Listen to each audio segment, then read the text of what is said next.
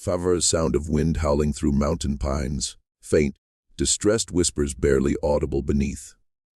Voiceovr in the deepest hollows of Appalachia, where the mist clings to the mountains like a shroud, there lies a secret so terrible it was buried twice. Once in the cold Kentucky earth, and once in the pages of a journal, hidden inside a wall for over a century. This is the truth about the Garden of the Purified Angels, and the three women who created it. The year was 1834. In these isolated hills, the arrival of a midwife wasn't just a comfort.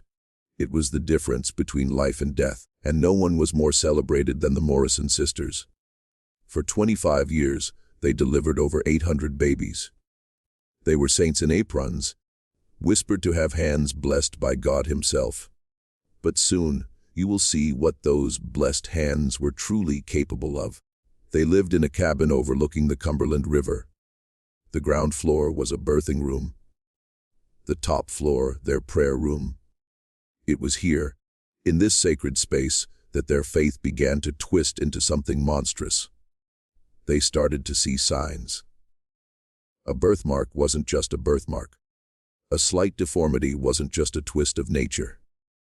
In their eyes, it was a mark of the devil. A corruption that needed to be purified. The first purification happened on a frozen February night. Sarah Mackenzie had been in labor for 18 hours. When her son was born, Agnes saw it, a dark, sprawling birthmark across his cheek. To her, it looked like a handprint from hell. Margaret took the infant. With scripture on her lips and heaven in her eyes, she placed her hands over the baby's nose and mouth. The struggle was brief. When Sarah woke, they told her a story of God's mercy, of a child called home to spare him suffering. They buried him behind their cabin. And with that first grave, a line was crossed. They had tasted a terrifying power. The power to decide who was pure and who was not. What they did next would turn their prayer room into a war room, and their medical practice into an assembly line of death. But we'll get to their system in a moment. The sisters became architects of a dark doctrine. Margaret, the eldest, cataloged demonic markings. A strawberry birthmark meant a bloodthirsty nature. A port wine stain hinted at violence. They expanded their list to include cleft palates, extra fingers. Any flaw was proof of evil. Their reputation ironically grew. When tragedy struck, families turned to the sisters for comfort, never knowing they were being comforted by the killers. Agnes, with her angelic face, would weep with grieving mothers. Catherine would dig the tiny graves by moonlight, planting wildflowers to disguise the Garden of Angels, and Margaret meticulously recorded it all, purified one marked by darkness. The Lord's work continues. See, by 1835, 12 infants were in the ground. They had perfected their method. Dismiss the family. Perform the ritual. Explain it away with medical jargon no one could question. They were trapped in their own divine fiction, and the body count was about to skyrocket. But then, in 1840, they met their first obstacle. A mother who wasn't so easily fooled. Rebecca Whitmore was educated, from a prominent family. When her daughter was born with a birthmark, Rebecca recognized it for what it was, harmless.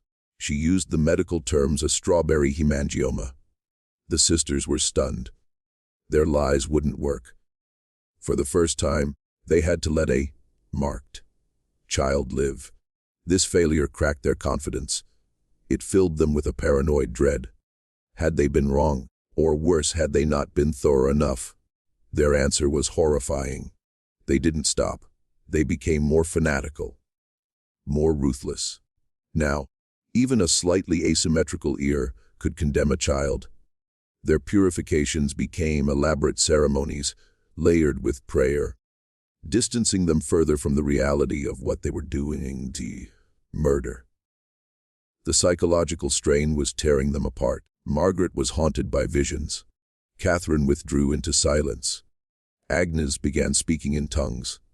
They were unraveling, and their next case would nearly snap the thread entirely. The winter of 1847, a blizzard isolates a cabin. Inside, a young Irish immigrant, Mary Catherine Sullivan, is in labor. When her son is born with a prominent mark, the sisters move to do their work.